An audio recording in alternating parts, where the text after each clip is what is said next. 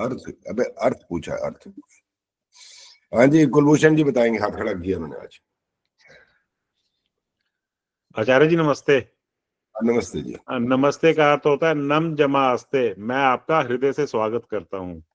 वो जो संधि विच्छेद है वो गलत है, बाकी आपने जो कुछ कहा, एक शब्द थोड़ा अलग है लेकिन फिर भी भाव वही है उसका। वो नम जमा अस्ते नहीं होता ये। हाँ जी, रामधारी जी पता है नमस्ते का अर्थ?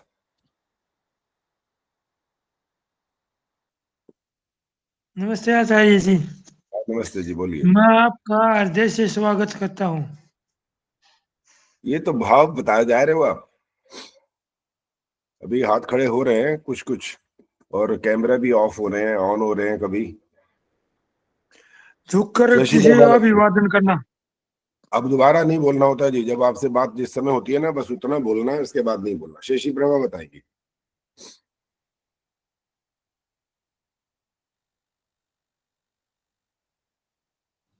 नमस्ते आचार्य जी। हाँ नमस्ते जी।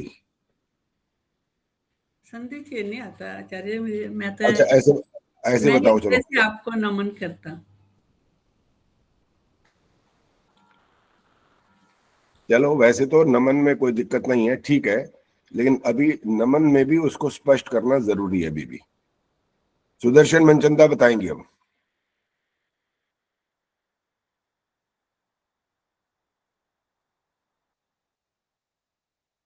माइक जल्दी ऑन किया करो, नाम आते ही ना ध्यान रखा करो इस बात का। हाँ बताओ। हम मेरे आचार्य जी, मेरे को तो वही पता है कि हम क्या? आपका दिल से स्वागत करते हैं। अच्छा, ये ठीक अर्थ नहीं है असल में। इसीलिए तो कहते हैं शब्दों को ना पूरा ध्यान से सुनना होता है और उसको वैसा का वैसा जो अर्थ उसका होता है वो बोलना होता है। जैसे मैंने आपको कई बार प्रार्थना के बारे में बताया, प्रार्थना के लोगों ने अर्थ समझ रखे थे कि जो हाथ जोड़ के आंख बंद करके, चाहे कोई कोई मूर्ति को मानता है तो वहां खड़ा होकर बोलने लगता है। हमारे आर्यों में भी ऐसे भी लोग ये समझते हैं कि हम हाथ जोड़कर आंख बंद करके एकाग्रचित होकर कुछ बोल देते हैं, ये प्रार्थना होती है। प्रार्थना नहीं होती ना। तो इसी तरह से नमस्ते का मतलब स्वागत करता हूं बोलते जा रहे हो ज्यादातर, ये वाला नहीं है इसका अर्थ। चंद्रकांता जी बताएंगे। नमस्ते आचार्य जी, ये दो शब्दों से मिलकर बने नम धन अस्ति, मैं आपको झुककर सादर नमस्ते आदर करती हूँ आपका। ये दोनों अर्थ गलत हो गए।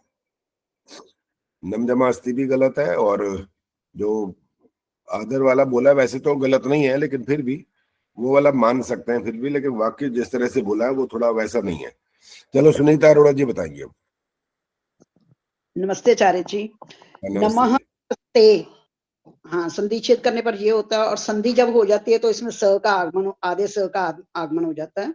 और मैं आपको नमस्कार करता हूँ, नमन करता हूँ, इसका अर्थ ये है। चलो, अभी भी भावात्मक ही ज्यादा चल रहा है, कोई बात नहीं, अर्थ गलत तो नहीं हो रहा, लेकिन जो वास्तविक इसका अर्थ होता है ना, इसके लिए शब्द है सम्मान करते हैं। करता हूँ, मैं आपका सम्मान करता हूँ हूँ या करती हूँ, कोई भी बोल सकता है। मैंने करते हैं इसीलिए बोला था, इसलिए जी फट बोल पड़ी बीच में। करते हैं का मतलब पुरुष और स्त्री दोनों के लिए था, ये बहुवचन नहीं था।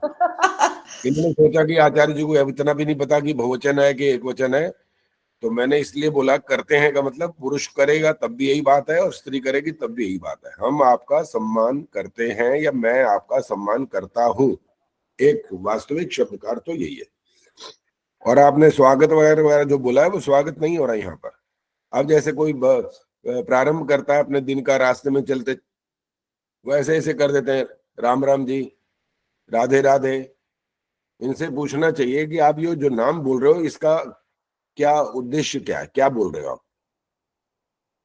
अब राम राम बोल रहे हो तो इसका अर्थ समझाओ ना, क्यों बोला आपने इस समय?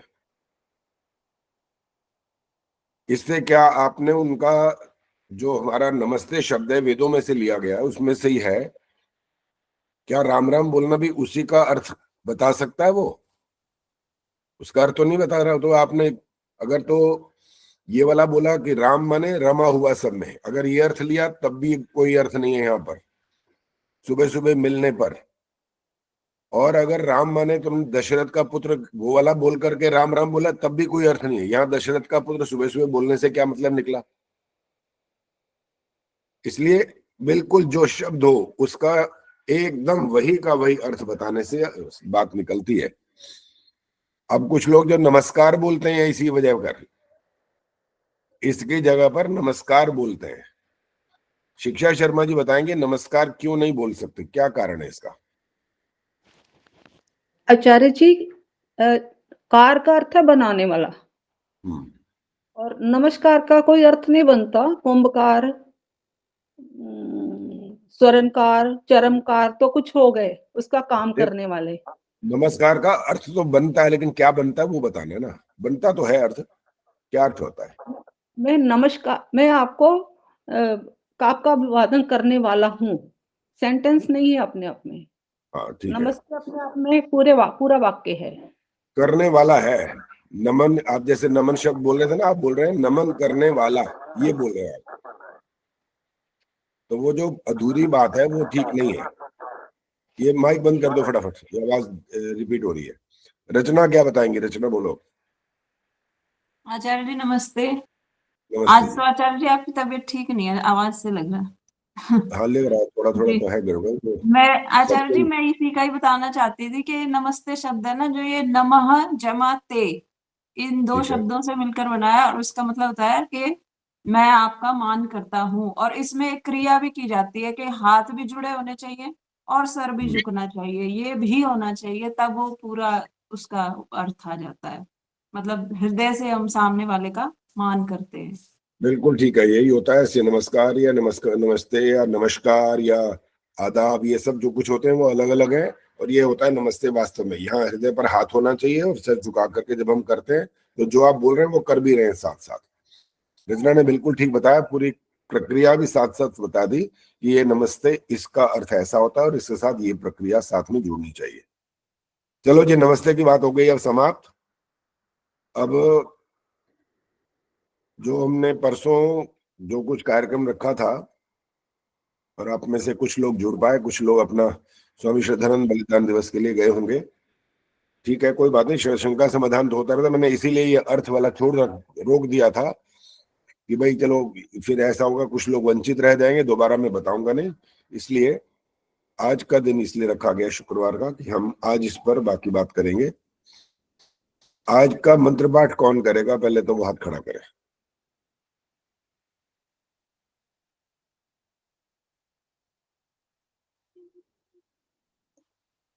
प्रेमहंस जी तो दान दे चुकी हैं अब, और क्या दोबारा थोड़ी देना है। और उन्हें गलती भी नहीं करनी, सबसे बड़ी बात तो यही है, दान रह जाएगा वैसे ही। फिर जो दान देने का कहीं बात बने ना तो ज्यादा अच्छा तो वही है। अभी और हिम्मत दिखा नहीं रहा है कि आज तो सब बैठे आराम से। आचार्य जी अपने आप ही बोलिए, किसी क्या? का भी ना, दान अपने आप आएगा। अच्छा मैं बताऊं, ये बात भी ठीक है वैसे तो। जब तो आएगा। ये ठीक है। क्या आचार्य जी आप फंसा दो इनको, ये बेचारे बोलेंगे ही बोलेंगे, अब तो डरेंगे नहीं, जो भी होगा देखा जाएगा फिर, और क्या यही होगा फिर। एक बात सुनिए आचार्य जी, एक सेकंड लूंगी। बोलो बोलो बोलो आपके बोलो। माध्यम से हम भी एक पुण्य के भागी बन रहे हैं।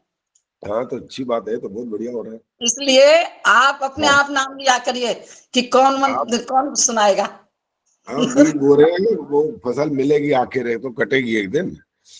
इस जन्म में कटे ना कटे उसका तो कोई मतलब ही नहीं है अभी, वो सब जमा हो जाएंगे अभी, ये जमा होते जाएंगे। चलो दया गोयल जी माइक ऑन करो। हाँ जी नमस्ते आचार्य जी। आज उम्मीद है जुर्माना भरना पड़ेगा, लग तो यही रहा है, बाकी हो चलो सकता कोई है। बात नहीं। हाँ वो अच्छी बात है, कोई बात नहीं है तो कोई बात नहीं, तो करना ही चाहिए भाई, दान पुण्य हो जाएगा थोड़ा सा। चलो आपका जो मंत्र है वो संध्या का मंत्र है। संध्या का मंत्र है ओम ऋतंच, ये वाला याद है? पहले बताओ याद है? हाँ, याद तो है पर देख के बोल दूं? तो याद है तो फिर देख के क्यों बोलूं? बोलने में गड़बड़ हो जाए। या तो ये बोलो याद नहीं है, तब तो मैं मान जाऊं। अच्छा चलो ऐसे ही बोलती हूँ। हाँ ऐसे ही बोलो। ओम ऋतं च, अब भूल गई ना बोलने में, एक मिनट देख लेती हूँ। चलो देख के बोलो, देख के बोलो। जुर्माना तो लग गया, वो तो लग चुका है, चलो बाकी कोई, देख के बोलो। आपके सामने भूल जाती हूँ। हाँ, वो बहुत सारे डर जाते हैं ऐसे, पता नहीं क्यों डरते हैं।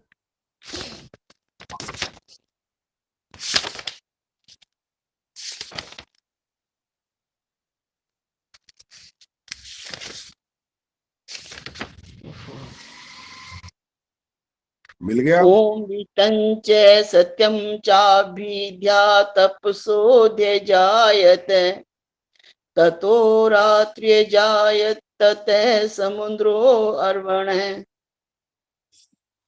हाँ, अशुद्धियां तो हो गई हैं लगभग 4 के आसपास। एक तो वो जो ए की आवाज आती है ना, वो बंद करो, बहुत दिन हो गए अब। जब हम क ख ग ऐसा बोलते हैं ना, तो कै ख तो नहीं बोलते ना। जब हम व्यवहार में भी बाकी भी बात कर रहे होते हैं, तो अ की आवाज वाले जो शब्द हैं वो अकारांत बोलते हैं। अ की आवाज आनी चाहिए उसमें, ए की आवाज नहीं आनी चाहिए। और बाकी अशुद्धियां भी हुई हैं, वो दोबारा नहीं दोहराते, वो तो अभ्यास करोगे तो ठीक हो जाएगा। बाकी 500 रुपए का दान कर देना, आप जहाँ आर्य समाज में करो या गुरुकुल में करो, कहीं कर देना। ठीक है जी। चलो, ये वाली बात भी समाप्त हो गई। अब आ रहे हैं मंत्रों के अर्थों पर। अब कौन बताएगा कि आज कौन से मंत्र से शुरू करना है? दमयंती गुप्ता बताएंगे कहाँ से करना है आज। नमस्ते आचार्य जी। मंत्र संख्या नमस्ते। 5। 5 में नहीं हुआ अभी तक? हाँ जी, मिथिलेश जी क्या कह रही है? 5 में नहीं हुआ अभी? आचार्य जी नहीं आचार्य जी, नहीं हुआ, 4 तक हुए थे। अच्छा, 4 तक ही हुए। चलिए, अब ये वाला मंत्र पाठ जो होगा, इसमें कोई दंड की व्यवस्था नहीं है। इसके लिए तो मंत्र पाठ करना है केवल, और उसमें अगर अशुद्ध होगा तो बताएंगे कहां पर किसने क्या गलती की है। आशा सचदेवा जी, आप ये वाला मंत्र पढ़ सकते हैं? हाँ जी, कोशिश करती हूँ। करो जी। ओम विश्वे देवानो अद्य स्वस्ति विश्ववानरो वसुरग्नि स्वस्ति देवा अवंत्रभवा स्वस्ति स्वस्ति नो रुद्रा पात्वहंसा। अभी है 4-5 अशुद्धियां हो गई हैं। एक जब स्वस्थ ये होता है ना, तो आपकी जो आवाज आती है लगभग सबकी ए की आवाज आती है। स्वस्थ ए नहीं होता, ये स्वस्थ ये होता है, य। जैसे यज्ञ, य शब्द है ना, यज्ञ, तो स्वस्थ ये बोलना होता है, ये स्वस्थ ए नहीं बोलना होता।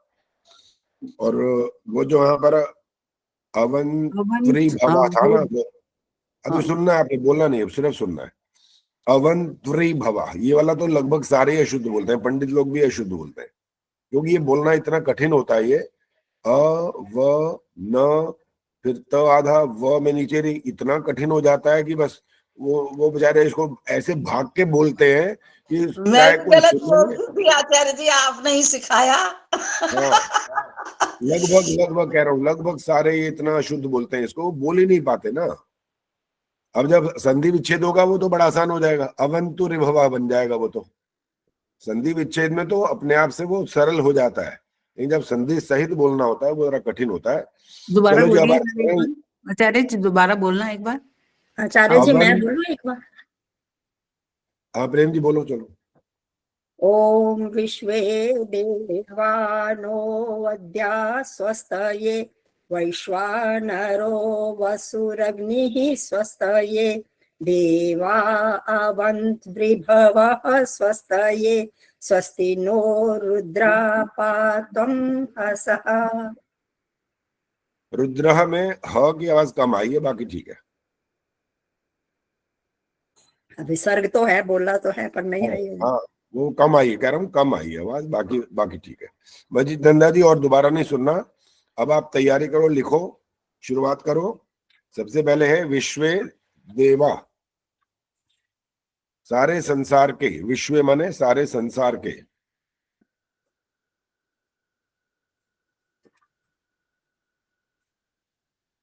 देवा का अर्थ होता है दिव्य शक्तियां।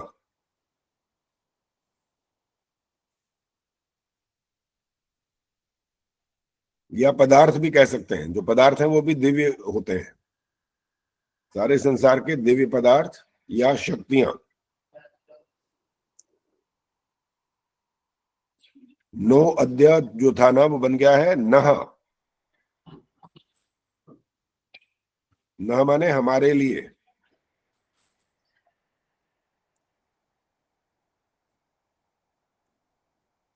अद्य आज।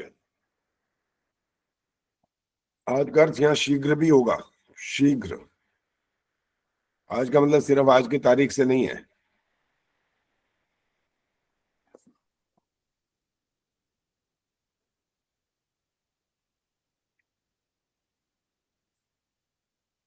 स्वस्थ ये कल्याण करें। सारे संसार के जो दिव्य शक्ति पदार्थ हैं वो हमारे लिए शीघ्र कल्याण करें। स्वस्थ ये माने कल्याण करें। हाँ जी, कौन बोला था, बोलो अब। आचार्य जी मैं बोल रही थी थोड़ा धीरे बोलो, जो आराम से लिख लो। आराम से लिख रहा हूँ, पहले वाले मैं अर्थ बता चुका होता हूँ, उसके बाद तो आपको सम्मिलित बता देता हूँ बाद में। एक एक शब्द का बताया है पहले भी। अभी आप जिस तरह से लिखो, बेशक हमारे जैसे मोतियों जैसा मत लिखो, आप जैसे मर्जी लिखो अभी फिलहाल। उसके बाद लेकिन बाद में मोती जड़े वाल लिखा होना चाहिए। 2 बार लिखने से इतना फायदा होगा कि बहुत कुछ याद हो जाएगा, ये लाभ होगा इसका। अच्छा, ये शीघ्र के बाद क्या बोल रहा था? स्वस्थ ये माने कल्याण करें।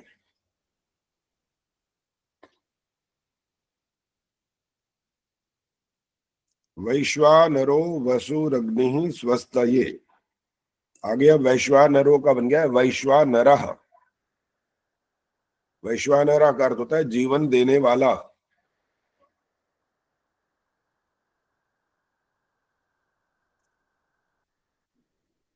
वसुः अग्नि, ये अलग अलग हो गए अब। वसुर अग्नि था, वसुः अग्नि। वसु माने प्राणियों को।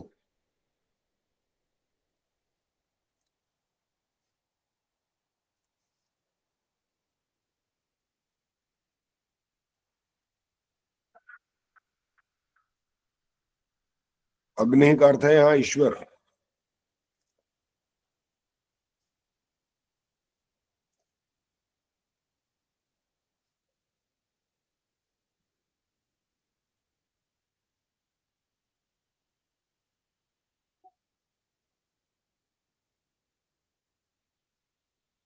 कमलेश ग्रोवर जी कौन है जी? कैमरा ऑन करो।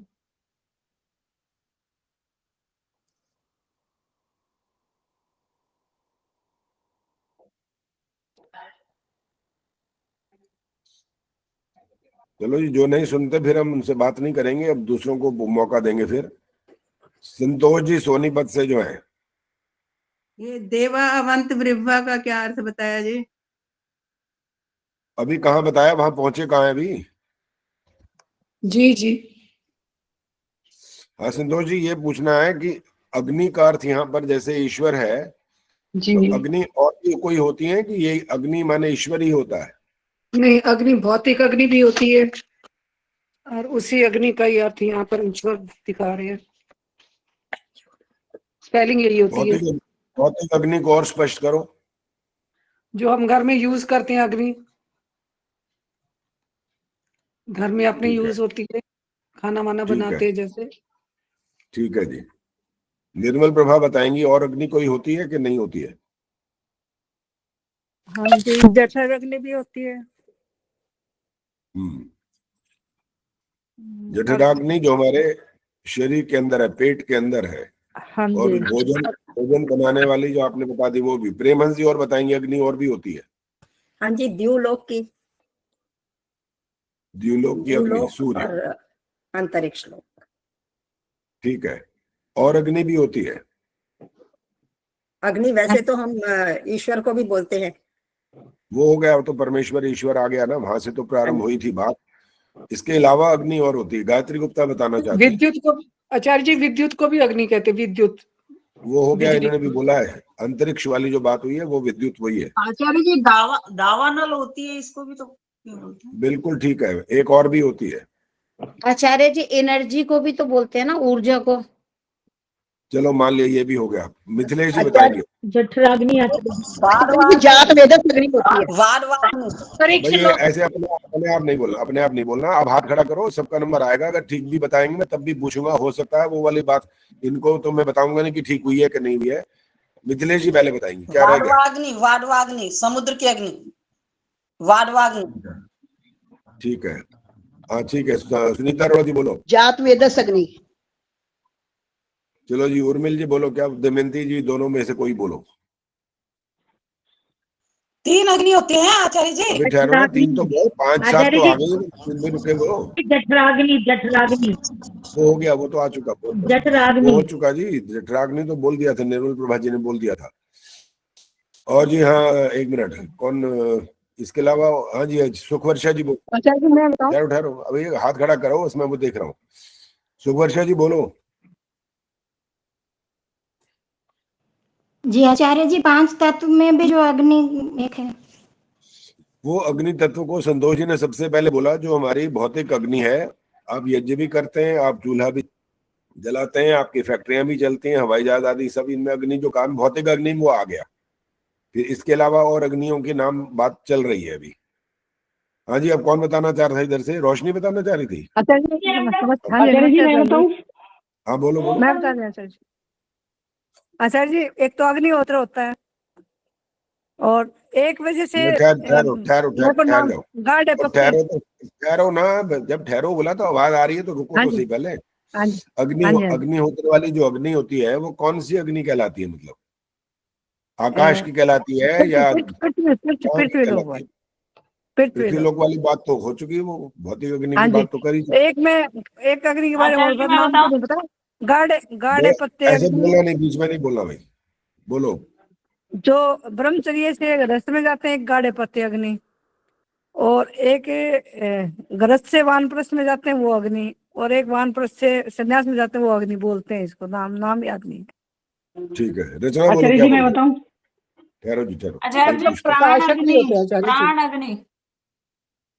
प्राण अग्नि, अच्छा जी। ठीक है। चलो रजनी, अब रजनी गर्ग बोलो।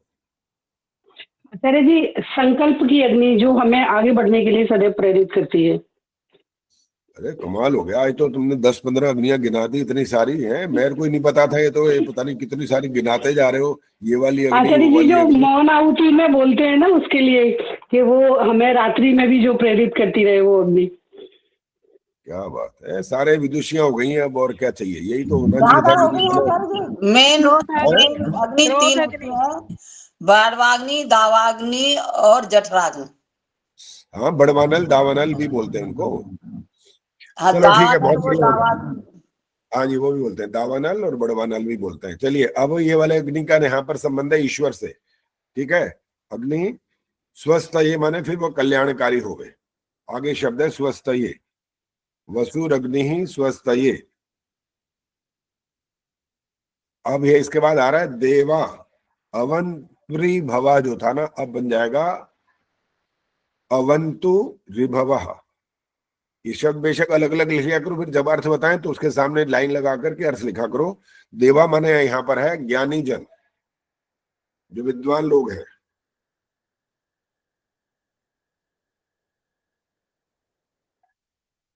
अवंतु का अर्थ होता है रक्षा करें।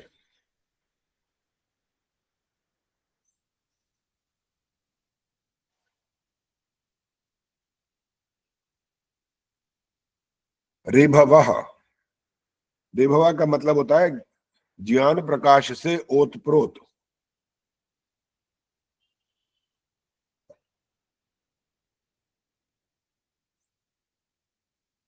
क्योंकि आजकल तथाकथित ज्ञानी जन बहुत लोग हैं,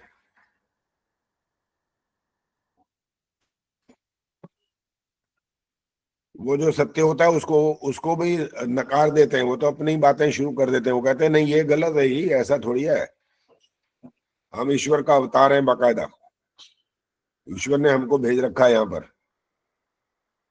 और कोई कोई तो ऐसे भी होते हैं जो दिखाने के लिए दुनिया का कल्याण कर रहे होते हैं, छोटी मोटी कोई बात उनकी ठीक भी हो जाती है। और हमने तो इस पर एक पूरी नाटिका ही बना दी थी, और तालकटोरा इंडोर स्टेडियम में की थी 2018 में। इतना लंबा चौड़ा 1 घंटे का हमने वो पूरा पहले किया था, उसके अंदर तो बाकायदा वो सीन डाल दिया था। तो उन्होंने कहा गुरुजी कृपा नहीं हो रही है, कृपा।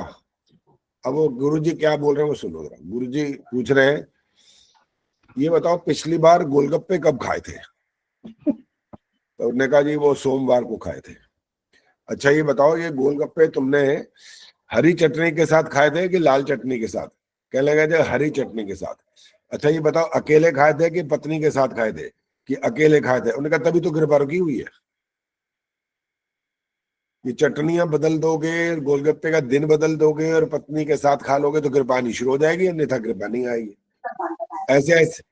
ऐसे विद्वज्जन बैठे हैं हमारे देश के अंदर जो ऐसी कृपा करने की बातें करते हैं। भाई माइक ऑफ रखा करो ना, बीच में बोलो मत। बोलना है तो हाथ खड़ा करो ना, मैं आपसे बात कर लूंगा, कोई चिंता ना करो, लेकिन बीच में बोलते हो तो सारा डिस्टर्ब होता है।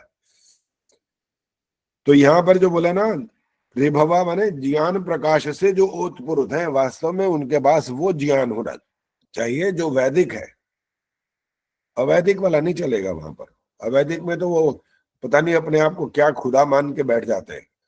ऐसे हैं वो लोग जो खुद भी बीमार होते हैं तो जाते हैं विदेशों में इलाज कराने और वैसे ही यूं हाथ रख करके उसका कल्याण कर देते हैं। कमाल की बात करते हैं।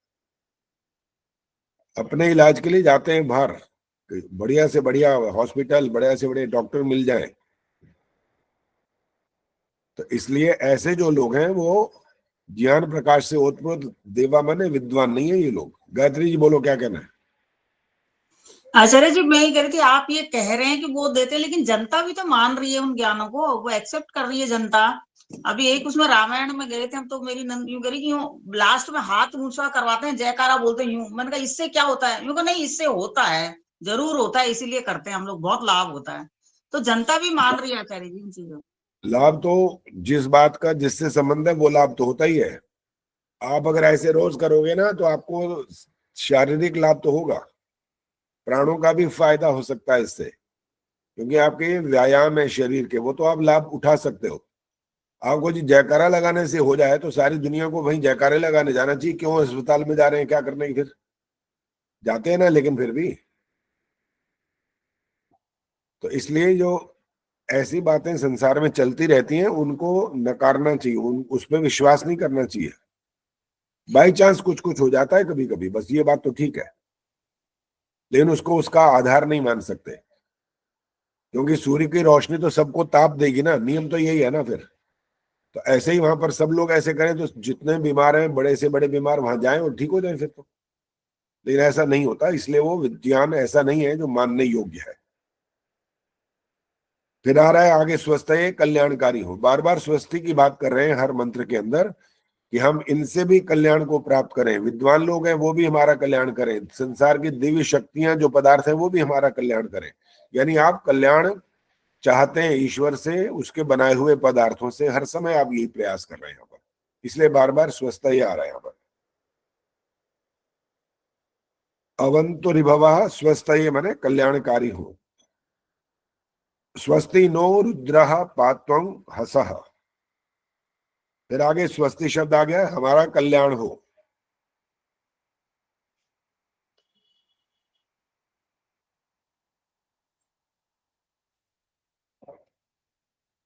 निर्मल डावरा जी माइक ऑन करो।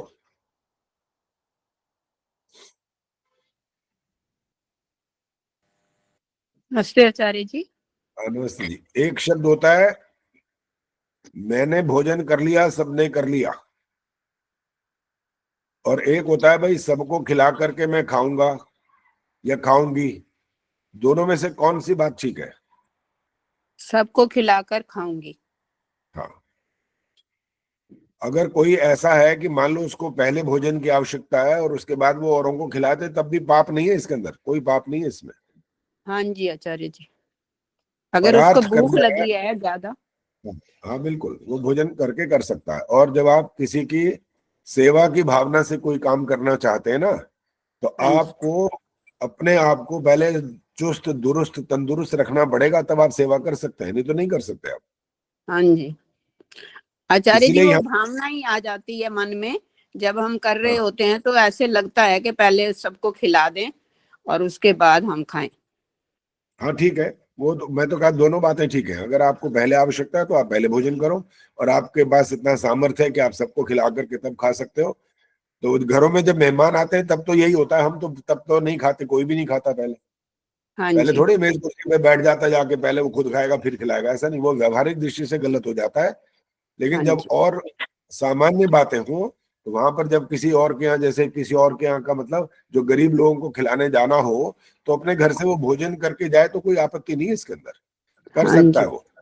तो जाने में 2 घंटे लगने हैं, 3 घंटे लगने हैं, पता नहीं कितना समय लगना है, वहां पर क्या व्यवस्था होगी, कितने लोगों को बिठाकर खिलाना है, तो उसमें अगर बाद में खिलाने की बात है तो कोई दोष नहीं है, और आप बाद में खा लें तो भी कोई बात नहीं, एक ही बात है। आगे आगे वाला जो शब्द आ रहा है वो है न माने, हम सभी को, हम सभी के लिए बात आ रही है यहाँ पर, मेरे लिए नहीं आ रही है केवल। ये अब कल्याण की जितनी बातें कर रहे हैं ना, हम सभी के लिए प्रार्थना कर रहे हैं यहाँ पर। ना माने हम सभी का, स्वस्ति माने कल्याण हो, हम सभी का कल्याण हो। रुद्रः पात्वं हसः, आगे ये शब्द है, रुद्रा माने होता है दुष्टों को दंड देने वाला।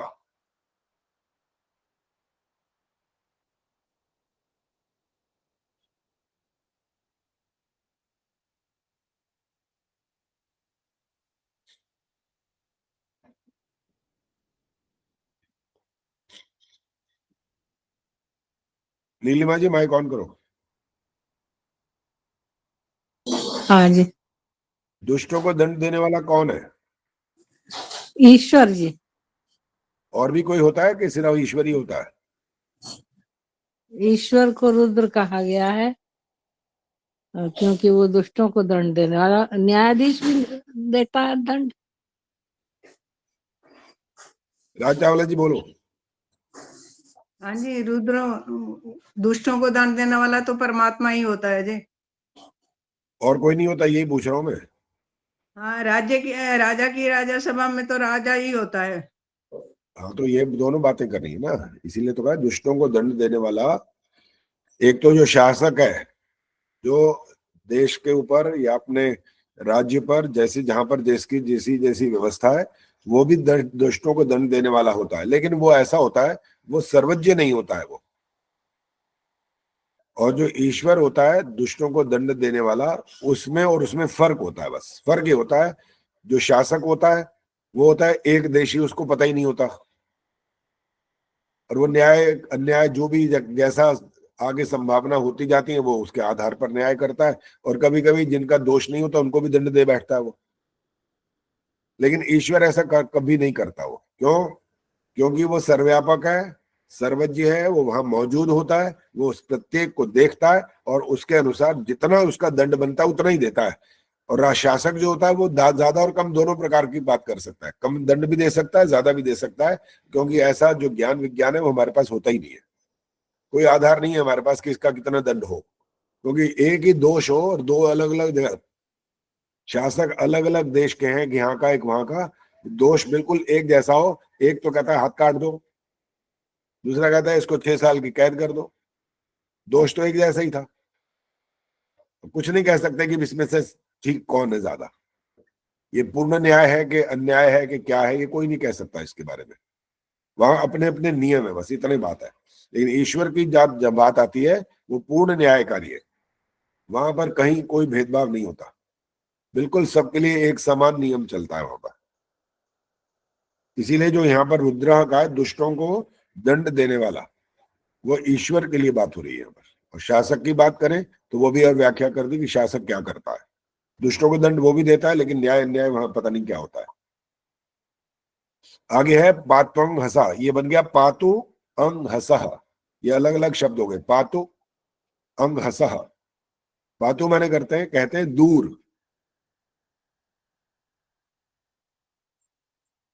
अंग हसा माने होता है पापों से दूर रखे, परे रखे।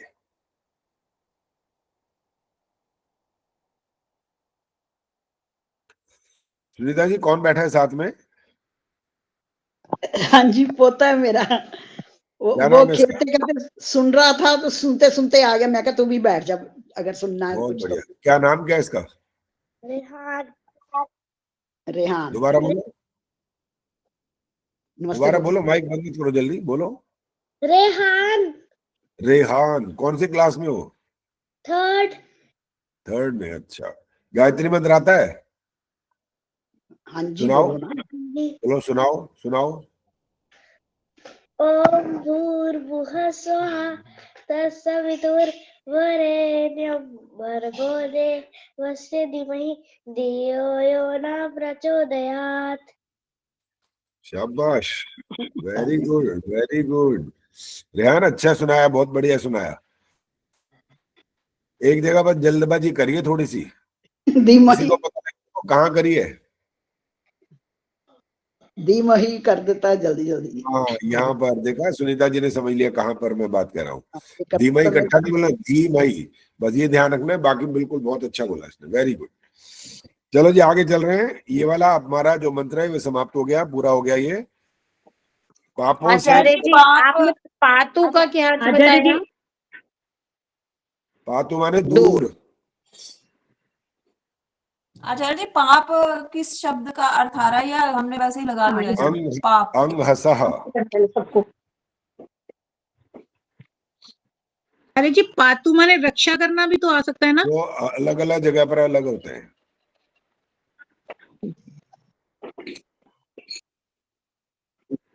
आचार्य जी बात पूछो। ये पोती है आन्या, ये बोल रही, मैं भी बोलूं गायत्री मंत्र। अच्छा, कितनी बड़ी है ये? बोलो नमस्कार। ये आचार्य तीसरे साल में चल रही है। ओह अच्छा, सुनाओ बेटा, शाबाश, सुनाओ, शाबाश। गायत्री मंत्र बोलो, अच्छी तरह बोलो बोलो, बोलो। तेज अच्छे से, अच्छी तरह बोलो, अच्छा बोलो।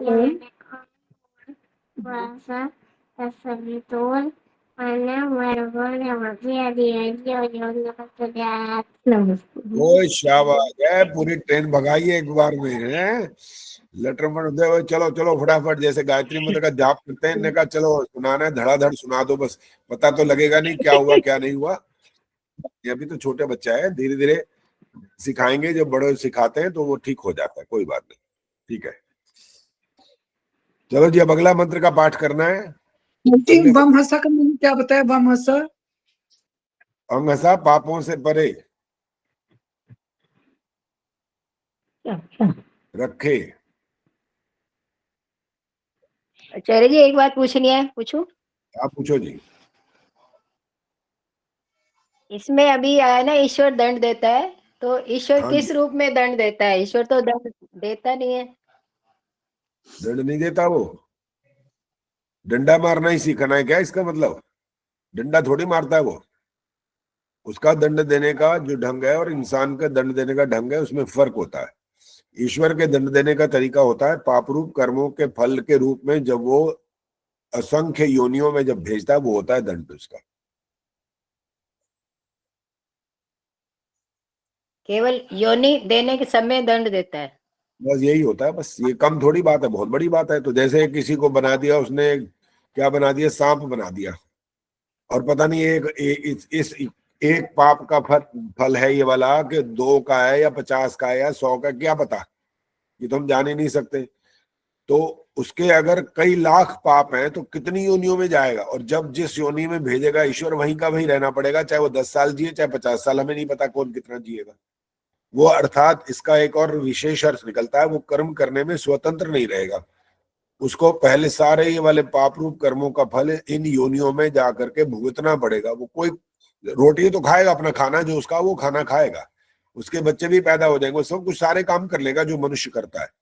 वो पशु पक्षियों की तरह, कीड़े मकोड़ों की तरह अपना जीवन तो बिता लेगा, लेकिन वो मनुष्य जैसा ये वाला काम नहीं कर सकता कि कोई स्वतंत्र रूप से नया कर्म कर ले जिसको पुण्य का क्षेत्र में वो डाल सके, वो नहीं कर पाएगा।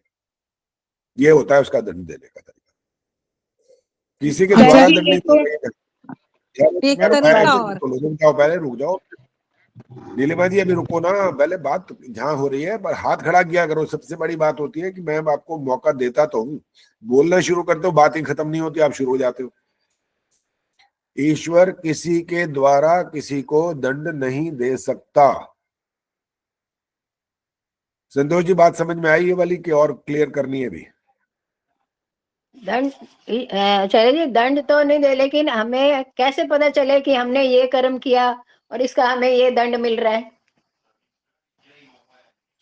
आप अल्पज्य जीवात्मा हो, प्रश्नोत्तर छोटे छोटे होंगे, जवाब दो। हाँ जी। बस इसलिए यही उत्तर है इसका। आप कैसे जान सकते हो? आपको तो ये भी, आपका मतलब संतोष नंदवानी की बात नहीं हो रही है, जितने बैठे हैं सबकी बात हो रही है, मैं भी शामिल हूं उसमें।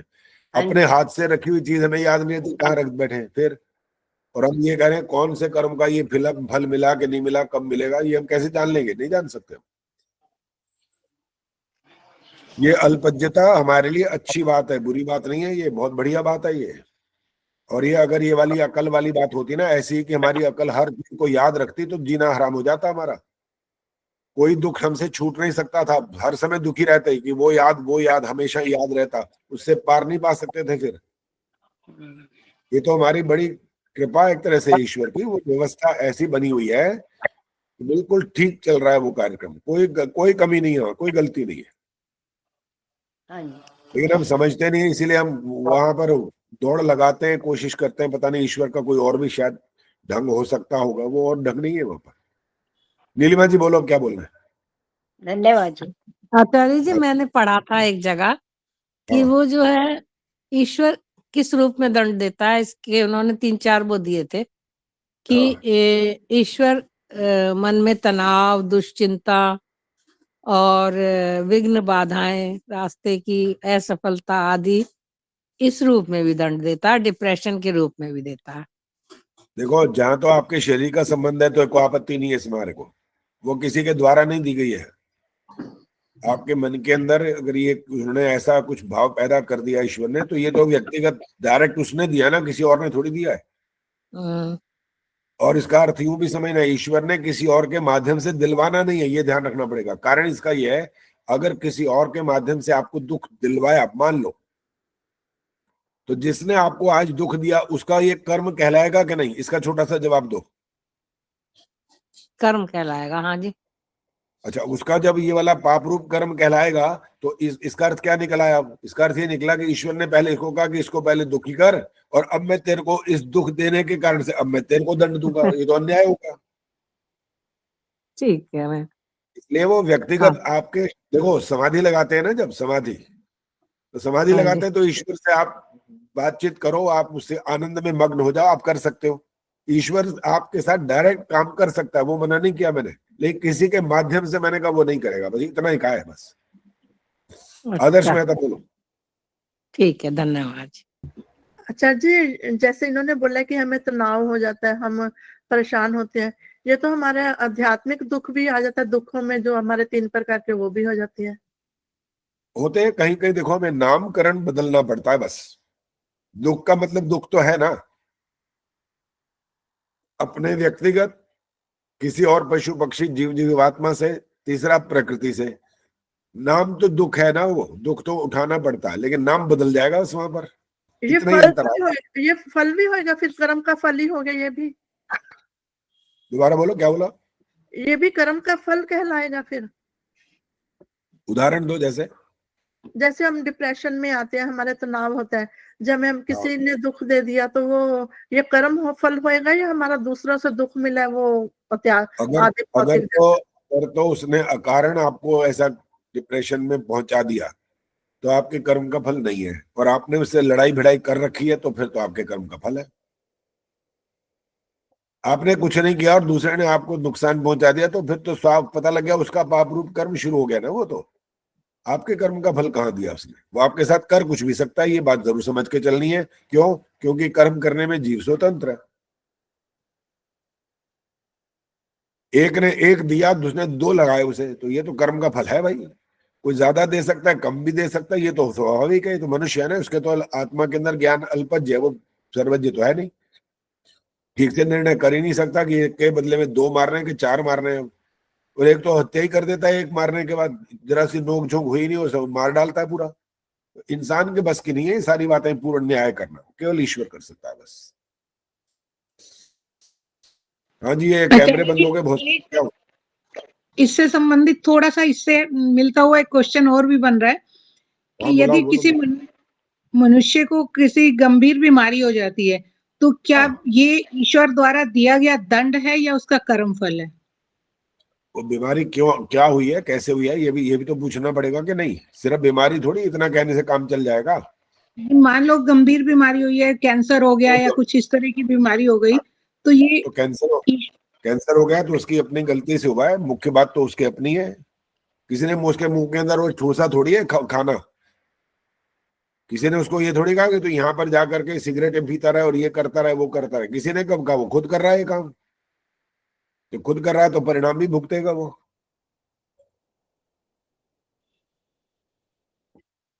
इसमें ईश्वर का कोई दोष नहीं है यहाँ पर। वो तो कहता है मेरे नियम अटल हैं, नियम चल रहे हैं भाई। तुम प्राणायाम नहीं करोगे, तुम व्यायाम नहीं करोगे, तुम अपने खान पान का और अपने व्यवहार का ध्यान नहीं रखोगे तो परिणाम तो आएगा ही आएगा ना। यहाँ पर इसको आप ईश्वर की व्यवस्था बेशक कहो, परिणाम कहो। यहाँ पर कर्म का फल देने का ईश्वर का ढंग अलग है, वो तो बता दिया था अभी। अब जैसे संतोष नंदवाल जी ने कहा कि वो दंड देता है तो कैसे देता है? पहले तो उन्होंने कहा दंड ही नहीं देता। मैं कहा दंड तो देता है, लेकिन दंड देने का अर्थ वहां डंडे मारना नहीं है। दंड देने का मतलब है इन योनियों में फेंकना, जाओ बेटा घूमो, ये पाप किए, इनका दंड भोगो। ये दंड है, वह बाकायदा दंड है वो। हाँ बोलो, और क्या कहना है बोलो। हाँ जी ठीक है जी, चलो जी आगे चले। अब इंदिरा जी बोलो, क्या कह रहे हैं? इंदिरा टांगरी जी बोलो। आचार्य जी मैं तो अगला मंत्र बोलने के लिए कह रही थी। चलिए बोलिए बोलिए, ठीक है बोलिए। ओम स्वस्ति मित्रा वरुणा स्वस्ति पत्ये रेवती स्वस्ति न इंद्रश्चाग्निश्च स्वस्ति नो अदिते कृधि। बहुत बढ़िया, बिल्कुल ठीक बोला आपने, एकदम ठीक, बिल्कुल शुद्ध उच्चारण किया। स्वस्ति माने फिर वही आ रहा है, कल्याणकारी।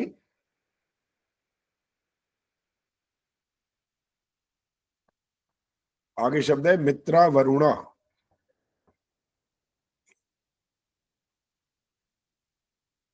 यहां मित्रा वरुणा का अर्थ है प्राण और अपान।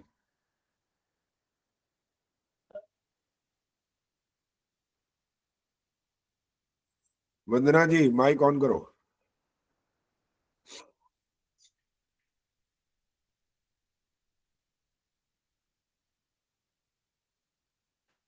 वंदना शर्मा जी माइक ऑन करो। आचार्य जी नमस्ते। आचार्य जी हाँ, मेरे नमस्ते। साथ में मेरी पोती रो रही है, उसकी आवाज आएगी। कोई बात नहीं, अभी आई तो नहीं थी आवाज अभी रोने की। हाँ जी अभी आई थी, अभी रो रही थी। कोई बात नहीं, ऑन रखो, कोई बात नहीं। जी छोटा सा प्रश्न है, ये जो जी हमने प्राण और अपान का अर्थ किया है, प्राण और अपान कहते किसको है? क्या होते हैं प्राण और प्राण, अपान? प्राण जो हम वायु लेते हैं और अपान जो हम छोड़ते हैं। चलो माइक बंद करो। चंद्रकांता जी बताएंगे।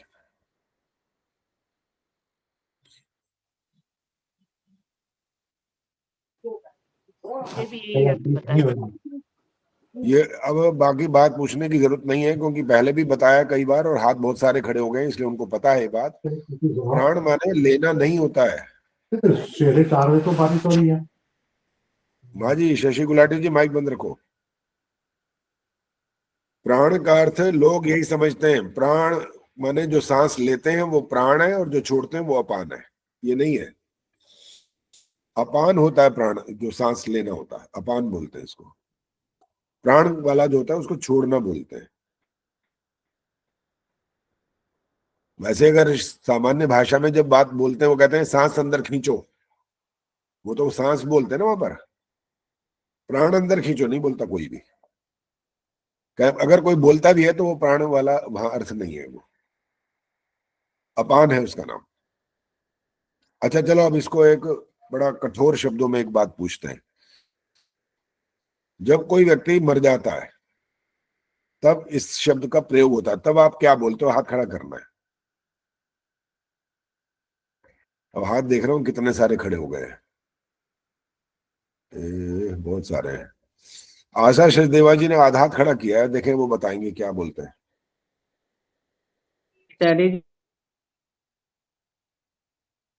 माइक ऑन करके बोलो ना, बंद क्यों कर दिया इतनी देर में? बोलो, आप आराम से बोलो। मुझे नहीं आ रहा बताना पूरा। अच्छा, नहीं आ रहा है, बहुत सामान्य सिंपल सा है, वहां पर एक वाक्य बोला जाता है। चलो जी, शिक्षा शर्मा जी बोलो। मैं बताऊं आचार्य जी? नहीं जी, उसके प्राण निकल गए या उसके प्राण पखेरु हो गए, प्राण निकल गए। प्राण निकल गए बोलते हैं वहां पर, अपान निकल गए नहीं बोलते वहां पर। प्राण तो जो अंदर गए थे ना वही चले गए, निकल गए। निकलने वाला जो अंदर, जो शरीर के अंदर है वो चला गया। तो प्राण और अपान, मित्रा वरुणा का मतलब हुआ प्राण और अपान। स्वस्ति माने कल्याणकारी हो। फिर आ रहा है स्वस्ति। स्वस्ति पथ्ये रेवती। पथ्य का मतलब होता है लाभकारी मार्ग पर।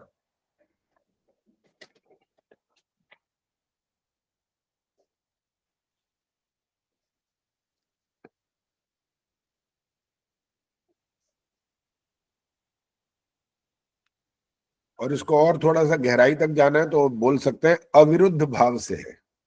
अविरुद्ध भाव, कल्याणकारी मार्ग जो हम बोल रहे हैं, लाभकारी मार्ग जो बोल रहे हैं, वो अविरुद्ध भाव से होना चाहिए। वो अभी अभी पूछूंगा विरुद्ध भाव का मतलब क्या निकलता है यहाँ पर।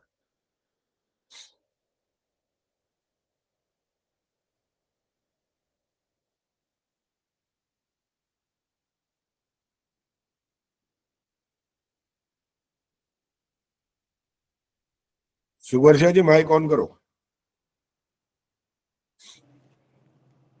जी ये अच्छा। जो लाभकारी मार्ग हमने बोला, तो अविरुद्ध भाव इसके साथ जोड़ा है, वो क्यों जोड़ा? अविरुद्ध भाव से फिर क्या मतलब निकलेगा?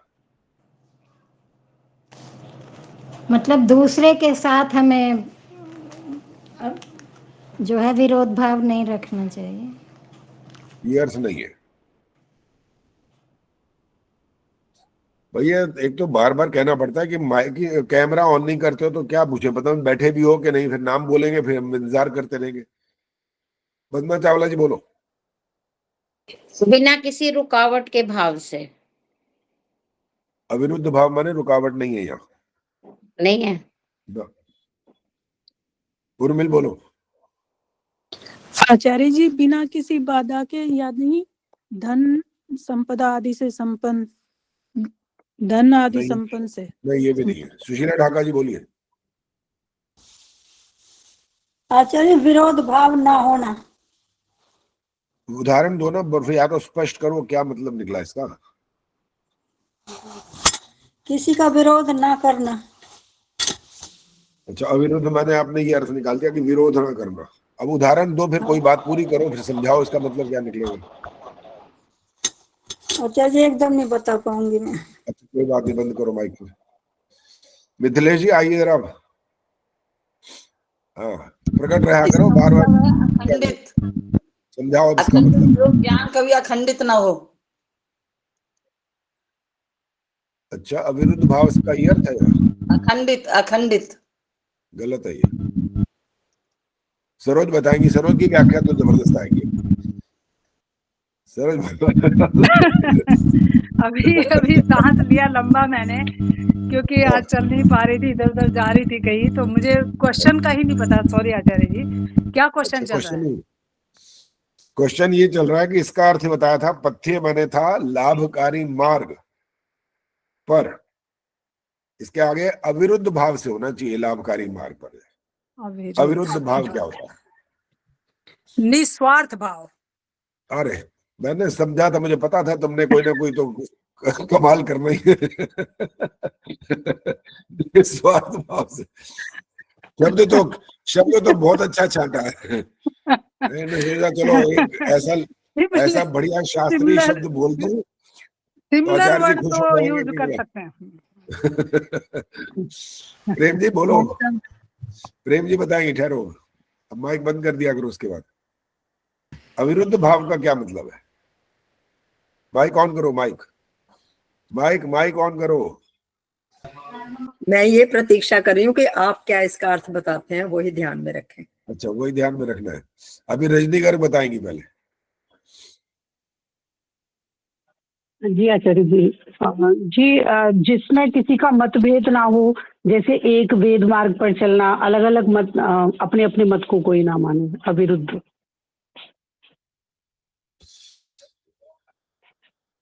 और क्वेश्चन बताना है तो बताओ, ये हाथ खड़ा करो फटाफट। हाँ जी गायत्री गुप्ता आचार्य बोलो। जी।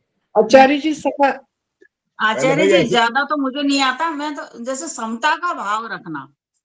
समता भाव नहीं है। संतोष जी बोलो, अब क्या करना है? मैं बताऊं आचार्य जी? हाँ मैं बताऊं। अभी पूछता हूँ, सबर करो, हाथ खड़ा कर दिया करो बस। सकारात्मक संतोष भाव, पॉजिटिविटी के साथ भाई, सकारात्मक नहीं, भाव होने। अब दिखाओ कहाँ, हाथ में देखना। हाँ शिक्षा शर्मा जी बोलो। आचार्य नहीं जी सुषमा प्रेम भाव है, से। प्रेम भाव से नहीं। सुषमा गौतम बोलो। हाँ, हानि रहित लाभ पद हो बस। मैं बताऊं आचार्य जी? नीना आ हाँ जी गया। बोलो। हानि रहित लाभ पद हो बस। दोबारा बोलो, अभी समझ नहीं आया, बोलो। ऊपर उठने की अवस्था, जो ऊपर को उठ जाता है उसको अविरुद्ध भाव कहते हैं। अच्छा, अविरुद्ध भाव से, ये इसका हाँ। मतलब है। चलो अब सुन लो। हाँ। देखो, जिसको आप लाभकारी मार्ग मान लो, आप स्वयं मान रहे हैं, लेकिन वास्तव में वो लाभकारी मार्ग नहीं होता, क्योंकि इसका अर्थ ये है, जो खाते हैं कौन सा भोजन, समझ आ रही है क्या बात कहना चाहता हूं? कौन सा भोजन?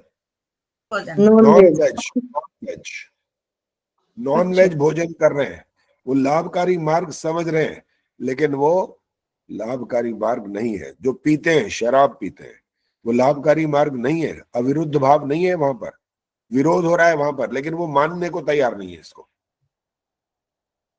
वो ये समझ रहे हैं कि जो हम कर रहे हैं ठीक है। अरे छोड़ो ना, कौन देख रहा है, किसने देखा, कौन बना रहा है नियम? कोई नियम नहीं है, ये हमारी अपनी मर्जी है, हम जो मर्जी करें, हमारे को ठीक है ना, हमारे को अनुकूल है, हमारे को कोई तकलीफ नहीं है। ये जो मानना है, ये अविरुद्ध भाव को स्पष्ट नहीं करेगा।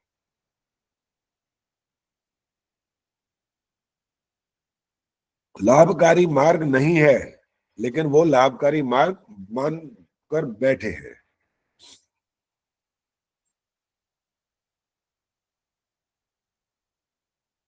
रेवती माने होता है जल या नदियां।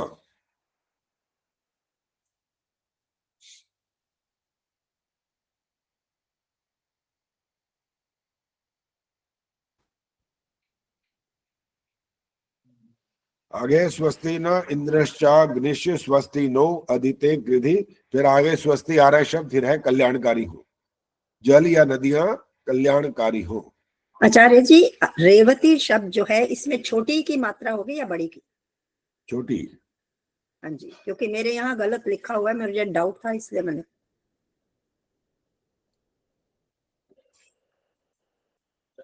स्वस्ति माने कल्याणकारी, ना माने हमारे लिए।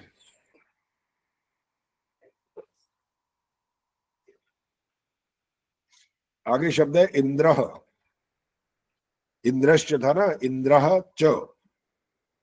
च माने और, इंद्र माने वायु।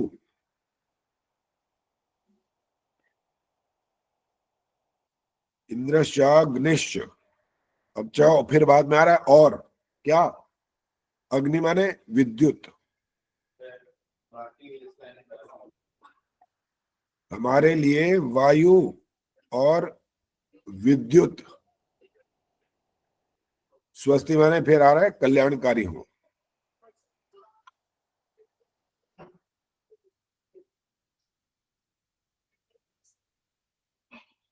नो अदिते कृधि, नो का बना है नह, न बने हम पर। आचार्य जी एक बार इसका वापस बता दीजिए, इसका इंद्राग्निश का बताया था। इंद्र थोड़ा माने सा वायु, इंद्र माने वायु, च माने और होता है, अग्नि माने विद्युत।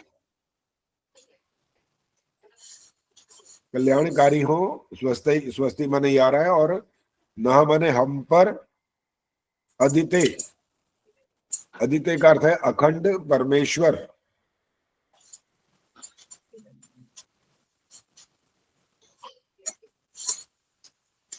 माइक बंद कर दिया करो गायत्री जी। कृधि माने कृपा करो।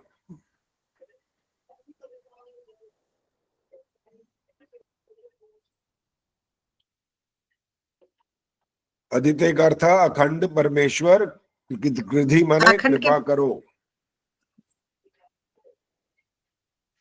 दोबारा बोलो, क्या बोला?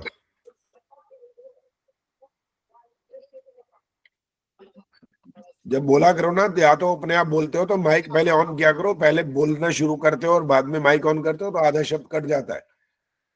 कृपा करो, कृधि माने कृपा करो।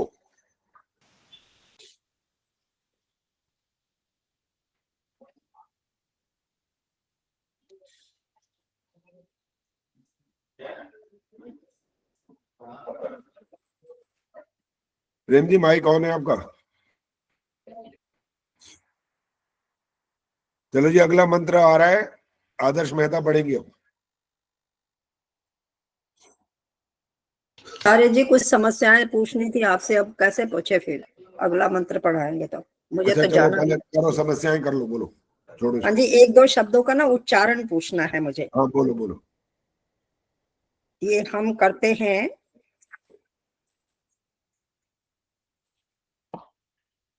अष्टाध्यायी होती है जो, उसमें सबसे पहला मंत्र है, उसमें है ना शो शुचानो विश्वा द्वेशांसी।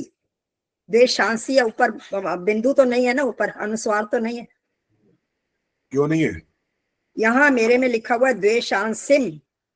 सिम नहीं है, द्वेशांसी। वही मैंने क्लियर करना था। एक ये, अच्छा एक और आगे है, हाँ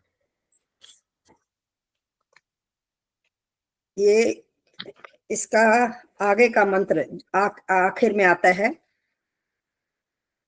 सुहवो न एधी स्वाहा। एधी बड़ी की मात्रा है या छोटी की? मेरे विचार में छोटी है। छोटी है, छोटी है छोटी ना? है। ठीक है, मैं इसको ठीक कर लूं जरा। सुहवो न एधी स्वाहा। हाँ जी। उसके बाद एक चौथा मंत्र जो है ओम तत्वा, तो इसमें पहला त पूरा है और फिर दो आधे आधे हैं। ठीक है, वो अच्छा। डबल पंच फिर को बोलते हैं, उसके ऐसे बाद कर दिया।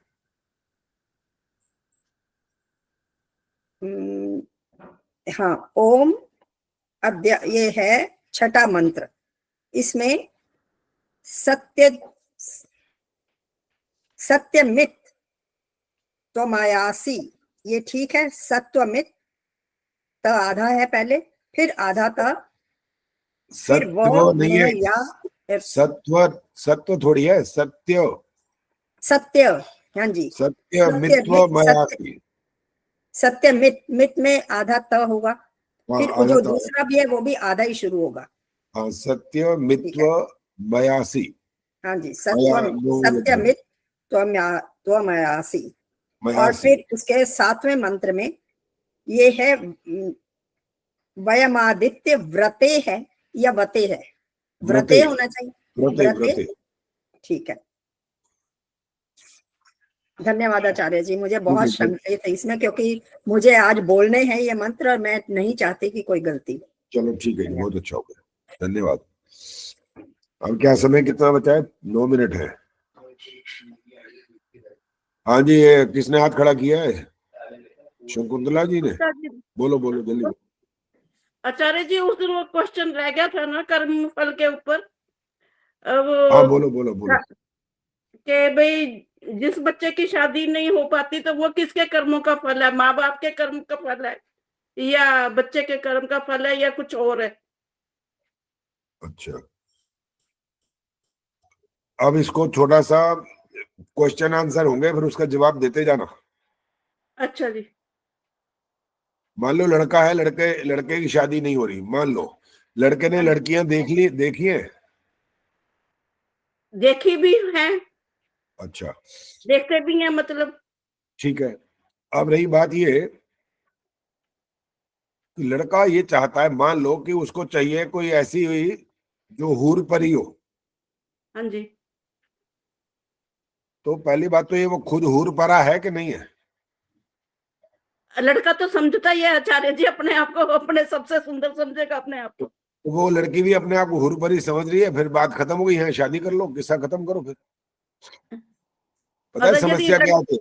सुनो, समस्या ये होती है कि हम ये चाहते हैं कि हमारे जो हम चाहें ना, हमें बिल्कुल वैसा का वैसा मिले। ये आप एक बात दिमाग से हमेशा निकाल कर रखो कि आप जो चाहोगे वैसा का वैसा नहीं हो सकता। अगर हम इस दुनिया में 8 अरब मनुष्य है ना, तो उनमें से अगर 150 को अगर ऐसा मिल जाए तो वो बहुत अलग बात है, वो एक्सेप्शनल बातें होती है ये। वरना हर जगह कुछ ना कुछ तो सामंजस्य बनाना पड़ता है, 100% नहीं मिलता। और सुनो, जो लोग ये गुण मिलाते हैं ना 36 के 36, हाँ जी, ये सिर्फ कहने की बात होती है। लड़ाई झगड़े लटरम पटरम सब कुछ होता है, तलाक भी हो जाते हैं उनके। हाँ जी, हाँ जी, हाँ जी। इसलिए इन बातों में किसके कर्म का फल है, बस मुख्य बात ये वाली थी कि जो अपने आप को ये मानता है कि मेरे को ऐसा ही चाहिए और मैं दूसरी बात को स्वीकार नहीं कर सकता, तो वो उसके कर्म का फल है। जिस वजह से वो विवाह नहीं हो रहा, उसका अपने कर्म का फल है, क्योंकि वो कर्म कर ही नहीं रहा है। आचार्य जी, यदि लड़की का हो तो लड़की वाले समझौता भी कर लेते हैं भी, चलो हमें थोड़ा सा लड़का ऐसा मिल जाएगा, कोई बात नहीं, फिर भी नहीं हो पाता। नहीं हो पाती में फिर भी उनकी वही धारणा वही चल रही होती है कि ऐसा नहीं मिल रहा, ऐसा बिजनेस वाला नहीं चाहिए, नौकरी वाला चाहिए। अच्छा, नौकरी वाला मिल रहा है तो ये वाली नौकरी कम से कम इतने पैसे कमाता हो। वहां भी 50 बातें जुड़ी हुई होती हैं जो हम उसको देख नहीं पा रहे होते हैं। कारण तो खुद ही होता है इसका। ये मंगली भंगली भी बोलते रहते हैं लोग, मंगली मंगली क्या है, इसलिए शादी नहीं हो रही है, बकवासबाजी है, कुछ नहीं होता इससे। कोई किसी घर में आकर के देखा है उसने कि ये क्या होता है, अरे मंगलवार पैदा हुआ या मंगली हो गया तो उससे क्या हो गया, ये तो हमारे वो मन में। ठीक है, मेरी बेटी की शादी करी हमने, तो जब लोगों ने एक दो से मिलवा, उन्होंने क्या गणपति मिलाएंगे, तो वो कहते हैं आपकी लड़की मंगली है। आचार्य जी, फिर मैंने उसकी तारीख चेंज कर दिया, टाइम कुछ चेंज करके हमने ऐसे करा, तो वो उसका रिश्ता हो गया, शादी हो गई, तो हमें तो कोई परेशानी नहीं हुई ऐसे में। इसका मतलब है देखने वाला तो सिर्फ वो देख रहा है पत्री में क्या लिखा है, वो बाकी तो वो लड़की तो वही है, सब कुछ वही है। जन्म का समय नहीं बदला, दिन नहीं बदला, कुछ भी बदला नहीं है। लेकिन उसने इस बात को स्वीकार कर लिया। लेकिन जिसने पहले देखा था ना, उसी को बताते तो पकड़ लेता है, ठहर झूठ बोल रहे हो, वो तो पकड़ पहले लेता। वाले से बात नहीं होनी थी ना, पहले वाले से हमने मंगलिक का हटाने के लिए कर दिया वो। तो अपने घर का राज चला दिया ना कि ऐसा ये टाइम हटा देते हैं, ये वो हटा देते हैं तो हो गया। ऐसे कैसे हो गया? जन्म तो जब हुआ था तभी हुआ था, बदल थोड़ी गया वो समय। वही तो कह रही हूँ आचार्य जी, पर जिस बच्चे की नहीं हुई उसका भी तो मैं पूछना चाह रही थी। उसका कारण हम स्वयं होते हैं, स्वयं मुख्य रूप से स्वयं होते हैं। माता पिता भी कई बार ऐसा काम कर देते हैं, वो कहते हैं नहीं बेटा नहीं, हम नहीं कर सकते ऐसी जगह पर। अब एक बताओ, भविष्य को आप जानते हो क्या? किसी जानते हो? नहीं जी। जब नहीं जानते तो सिर्फ सामान्य रूप से तो देख सकते हो ना कि दूसरा सामने वाला परिवार कैसा है, बस इतना ही देख सकते हो। हाँ जी, हाँ जी। इसके बाद कोई सामर्थ्य नहीं है आपका। स्वामी दयानंद जी ने लिखा ना सत्यार्थ प्रकाश के अंदर, वो जब बच्चे का जन्म हुआ और वहां पूछा पंडित जी से, या भाई ये इसकी वो काली पीली लाल पीली रेखाएं लगाई, ये का बड़ा अच्छा, बड़ा सौभाग्यशाली। लेकिन अब लेकिन कह के वो बेचारे उनकी सांस फूल गई। माता पिता बोलने लेकिन क्या पंडित जी? लेकिन यह है कि वैसे तो राजकुमार बनेगा, लेकिन 12वें जन्म साल में इसका मृत्यु दोष है वहां पर। अब उनके विचारों की तो खाट खड़ी हो गई उसी समय सुनते ही। अब सोचने लगे भी अब क्या करें। पंडित जी कोई इलाज होगा? हाँ हाँ बिल्कुल इलाज तो है। इलाज क्या? पूजा कराओ। अब पूछा गया पूजा कराओ, तो अब यहाँ पर विचार करने वाली बात शुरू होगी। तुम जो पंडित जी ये बोल रहा है कि इसका मृत्यु योग है, वो मृत्यु योग इसने फिक्स किया है क्या? नहीं जी। किसने किया? उसके दृष्टि से ईश्वर ने। हाँ जी। तो ये ईश्वर का भी बाप निकला इसका मतलब, वो मृत्यु योग को बदल देगा ये। तो फिर आचार्य जी बच्चे का कर्म फल हुए मतलब ये? अरे वो कुछ नहीं है, तो मैं वैसे ही बात बता रहा हूँ, कुछ नहीं है कर्म फल का, ऐसा कुछ नहीं होता। मृत्यु का तो किसी को कुछ नहीं पता, पल का भरोसा नहीं जो बोलते रहते हो। उसका कष्ट तो दोनों को माँ बाप को भी भुगतना पड़ता है और बच्चे को भी भुगतना पड़ता है। अरे कौन सी बात से पहले से पैदा होता ही कैसे पता लग गया आपको? वहां तो पैदा होते ही पहले से नहीं है ना, अब की प्रेजेंट की बात कर रही हूँ। प्रेजेंट की बात है तो आप ये क्यों मान करके बैठे हो कि सारी उम्र हम सुख के ही सिर्फ भोगते रहेंगे? ऐसा कैसे मान लिया? जन्म का मतलब क्या होता है? दुख शुरू। जन्म से तो दुख, सुख और दुख दोनों ही हो जाते हैं जन्म से। तो आएंगे ना, वो तो आएंगे। कोई माई का लाल बच नहीं सकता। कृष्ण जी बहुत सुखी रहे क्या सारे जीवन भर? राम बहुत सुखी रहे? कहाँ गए वनवास? हाँ जी, वो तो हमें पता है। जब इतने बड़े राजा महाराजा ना बच सके तो वो हम कौन से खेत की मूली है फिर? ठीक है आचार्य जी। ये जीवन का मतलब होता है द्वंद्व। द्वंद्व द्वंद्व माने युगल, जोड़ा। सुख दुख, हानि लाभ, मान अपमान, रात दिन, भूख प्यास, सर्दी गर्मी आएंगे ही आएंगे, नहीं बच सकते इससे आप। ठीक है आचार्य जी। इसलिए जो लोग उस बात के इंतजार में रहते हैं ना, उनका जीवन आगे चला जाता है। लड़कियों की शादी नहीं हो पाती, फिर वो 35-36 साल 40 साल की हो जाती है। बाद में उनसे कोई करने को राजी कौन होगा? कोई नहीं करेगा वो तो। लड़कों की तो फिर भी हो जाती है, दूसरी भी कर लेते हैं लड़के, तो उनका चल जाता है काम। वो कहते हैं जी लो एक मर गई तो दूसरी, और वो तब भी उनका लड़कियों को देखना ही होता है, भाई ये कमाता धमाता मेरे आगे जीवन कम से कम के पास तो सुरक्षित रहेगा, इसलिए वो वहां पर राजी हो जाते हैं। लड़कियों की मुसीबत ज्यादा होती है। इसलिए समय, बिल्कुल ठीक समय पर विवाह कर देना चाहिए। लड़की को खोपड़ी में समझाना चाहिए अच्छी तरह, ये ज्यादा नखरे करने की जरूरत नहीं है। ज्यादा नखरे करती रही तो कुंवारी रह जाएगी सारी उम्र, बाद में तेरे लिए खतरा ही खतरा है हर जगह पर। जीवन कैसा चलेगा तू नहीं जानती अभी। समाज जीने नहीं देता किसी भी हालत में, कुछ ना कुछ ऐसे लठ मारता रहेगा कि छोड़ेगा नहीं वो आपको। आचार्य जी, ये लगता है कि लड़की नखरे कर रही है। आचार्य मैं भुक्तभोगी हुई इस चीज में, पर नखरे तो नहीं। वो वाली बात क्यों समझा रहे हो हमारे को? वो तो हमें तो पता ही है, हम तो बहुत दूर तक देखते थे ना, समझते हैं इन बातों को। वो वाली बात से बचने का प्रयास करना चाहिए बस। सारी इस बात का संदेश यही है कि यदि हम चाहें कि हम सुख पूर्वक अपने जीवन को जी सकें तो उसका तरीका वो हो, थोड़ा थोड़ा एडजस्टमेंट करना सीखो, नहीं तो जीवन नहीं चलेगा। सुख आएंगे केवल, सुख नहीं आएगा फिर। केक तो खा लो, कुछ नहीं होता। चावला जी माइक बंद करो।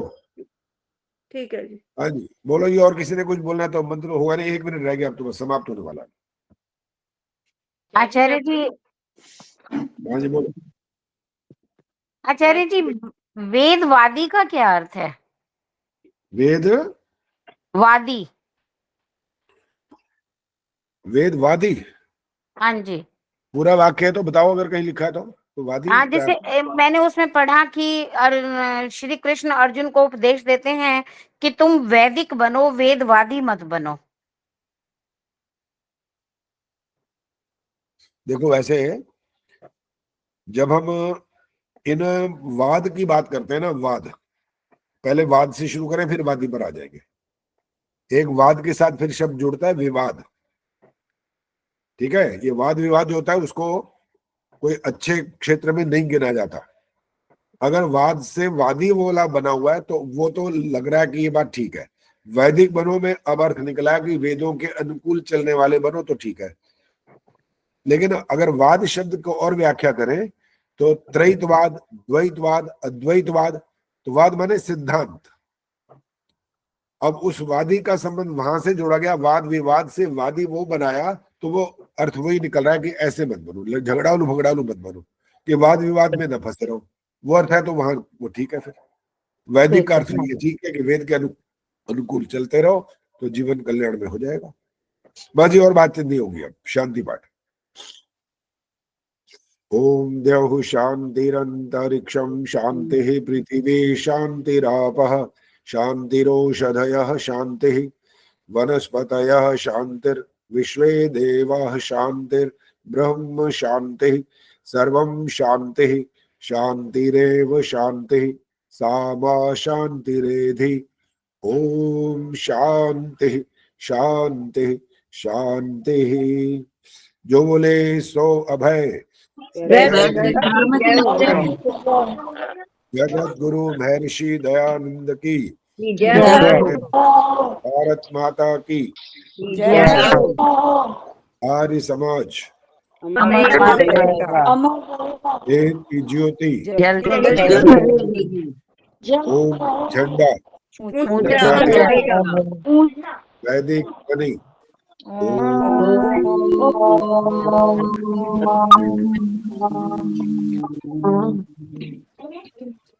वैदिक अभिवादन। धन्यवाद।